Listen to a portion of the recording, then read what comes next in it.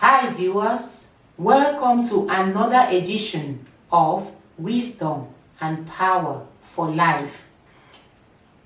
Susie, your host. Today, I want to continue with the topic, what the parents never told their children about marriage, part 2. What did the parents not tell the children about marriage? Marriage is an honorable institution before God and before man.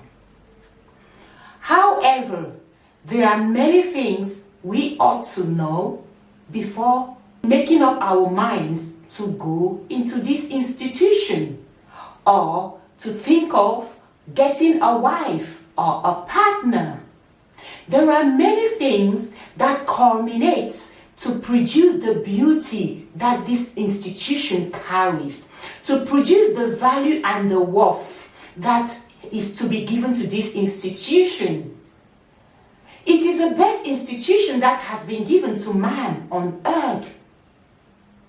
It is a unique one, but it must be handled with care and given the respect that is due it. If you're interested to know what our parents never told the children about marriage, I encourage you to keep on watching.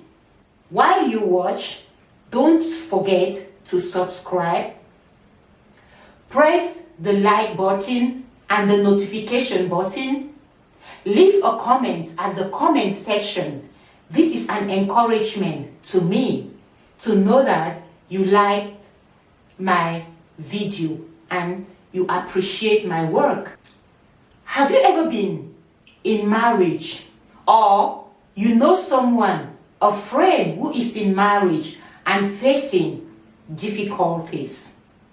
Or is you yourself in marriage and you're facing some challenges in your marriage, and you like nobody understands you, not even your parents? I have come to talk to the girls today, to mama's daughters. Why I talk to mama's daughters today, I would also encourage the husbands, the men, to follow this video. Because you also have sisters whom you would like to encourage in their marriages, or you would like to advise. So I encourage the men to also stay tuned. Marriage, we know it's a valuable and honorable institution. Every parent wants their daughters married and their sons. However, many parents have failed in the duty of giving their children the tools to handle this institution. Many parents have actually not done well to give important tools to their children that would be necessary for them and needful to manage this institution. It's very important, women, before we go into this institution, that we make ourselves an asset and not a liability. When I talk about an asset, what do I mean? Our parents might have never told us that it's important as a woman to have assets of your own before going into this institution. I have seen women go into this institution with the notion that marriage is all about just making kids, having sex, and cooking food. This is what our great-grandparents did. This is what our grandmothers did.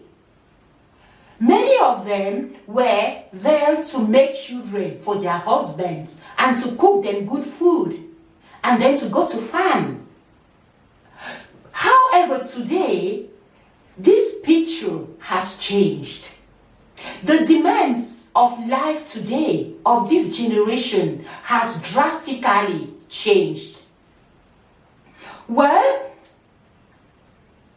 if you make up your mind to go into marriage like our great grandmothers did, like some of our parents did, our grandmothers did, then I must tell you that you are heading into crisis. Being an asset means you are equipping yourself with the necessary skills to manage this institution. You are equipping yourself to go into this institution and preparing yourself also in case no husband comes, or in case you go into this institution and things don't work out with your partner. If the relationship is heading to a downfall, you still have your assets with you. If we don't prepare assets for ourselves before we meet our spouse, then even our spouse might not respect us in due time. It's a matter of time before you start being insulted by your partner.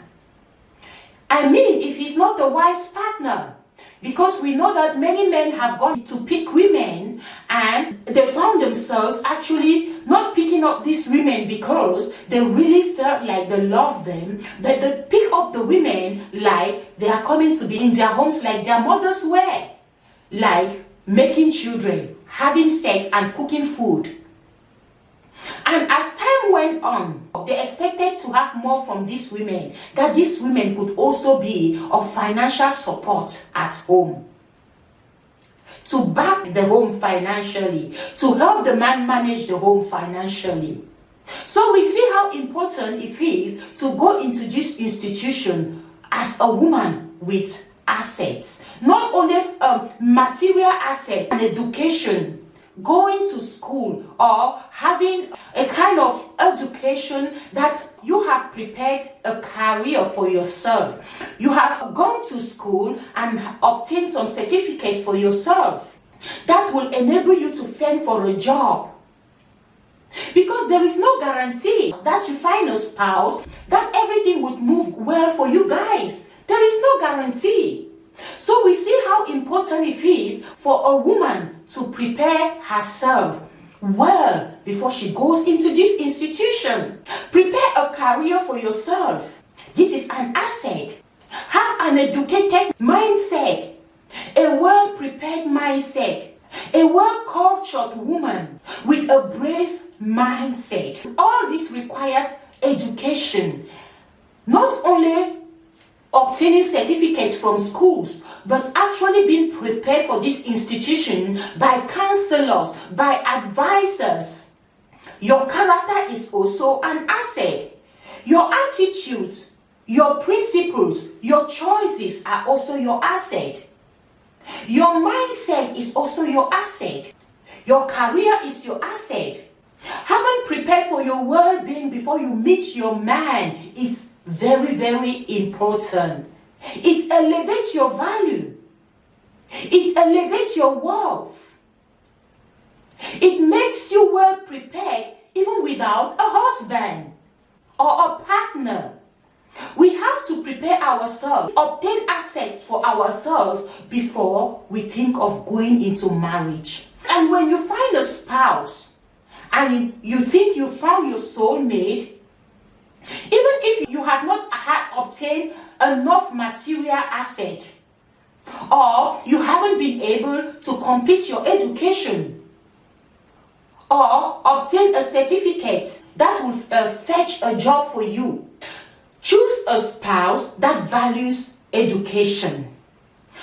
Choose a spouse that would want to see you properly educated, that would want to encourage you, make a career for yourself. I say again and I repeat, you might find a soulmate. You might find somebody you think this one is best to be my man, my husband. But then you're not 100% sure that this would take you guys very far. Because people change. Human beings change in the course of life. They change. So it's very important as a woman to prepare yourself well. Have assets of your own.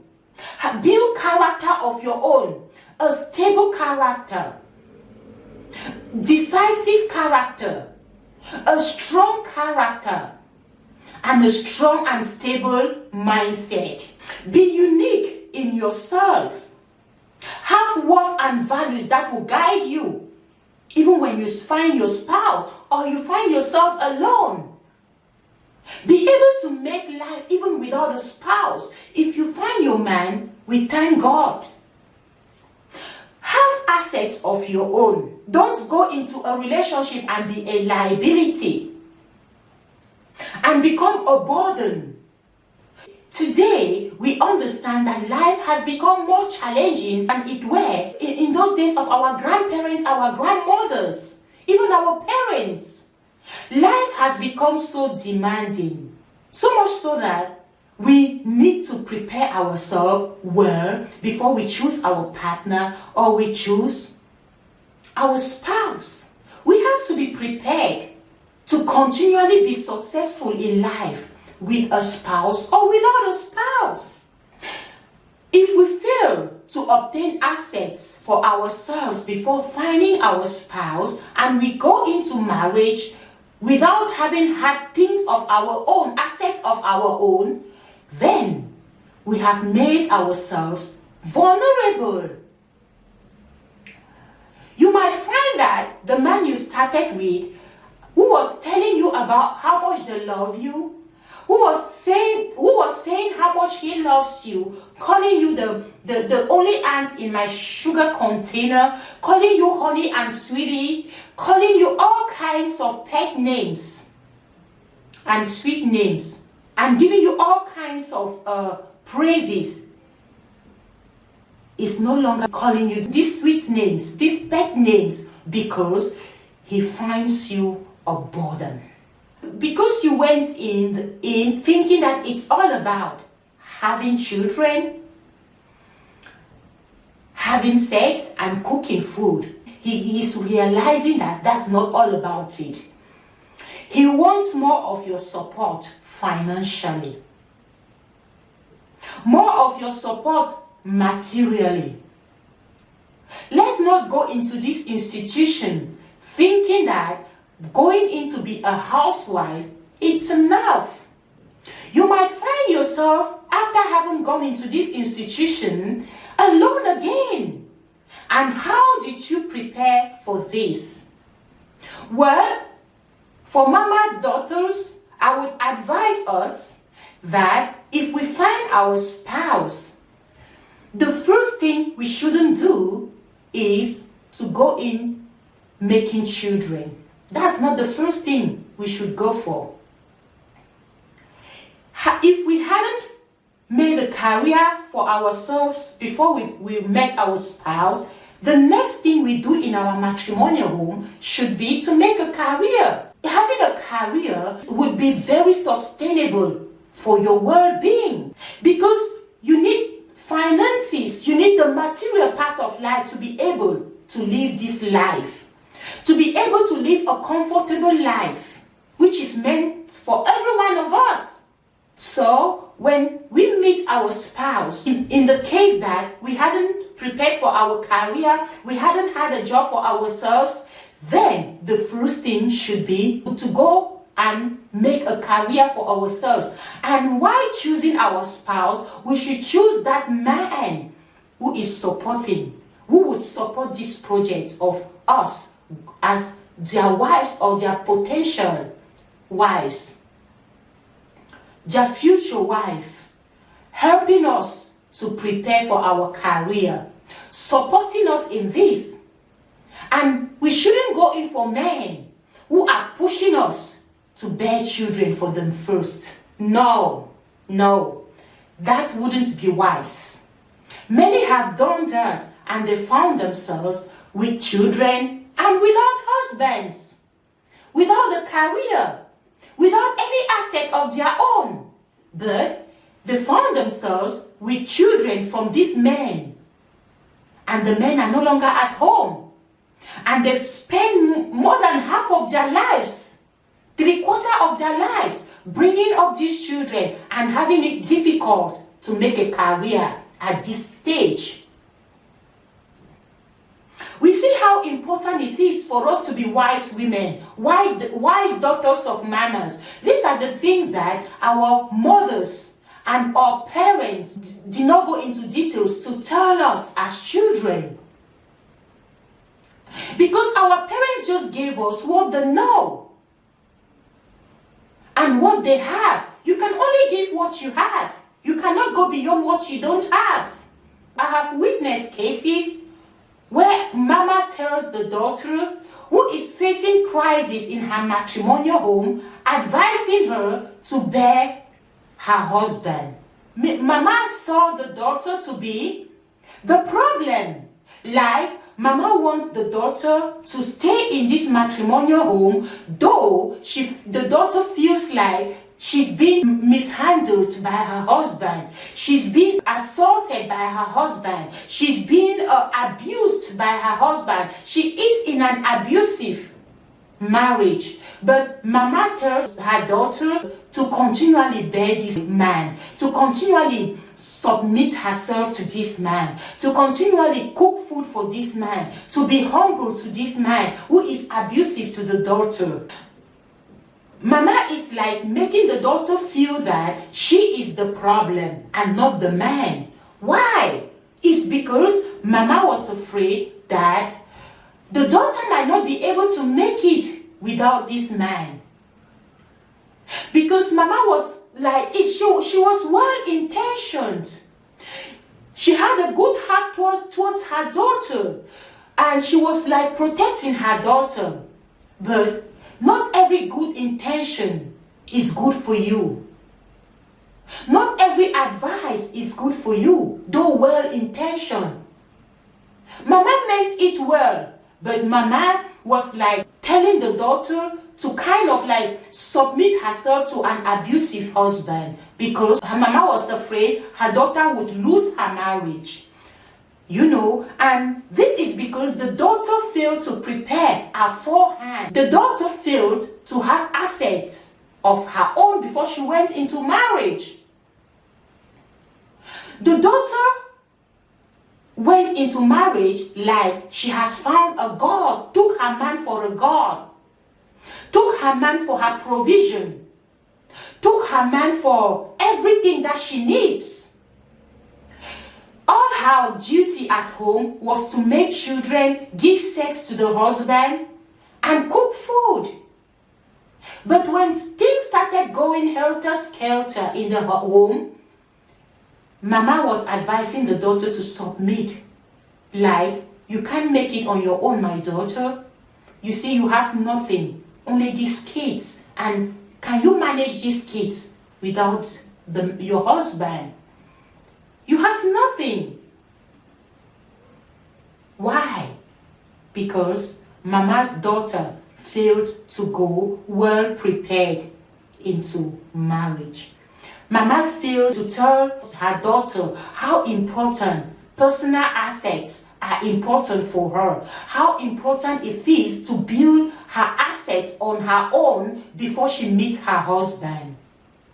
And her husband started assaulting her, abusing her at home, to feel like she's worthless and useless because she knew only how to bring up these kids, which is a good work to do. But nowadays, it shouldn't be the only work. Women, build careers for yourself. Build values and principles for yourselves. Make yourself valuable. Sell well as a woman. Put your character and attitude in place. Be well cultured. Educate yourself. Even if you are somewhere in the village, do all what it takes to find a place you can learn to read and write. Today, men are looking for productive women. They are no longer looking for women who are only coming at home to make children and give them sex and cook food. No, those days are bygone. Now are the days where women are making careers for themselves. They are educating themselves They are going at the top of the ladder and being very well supportive at home. Women are multitask.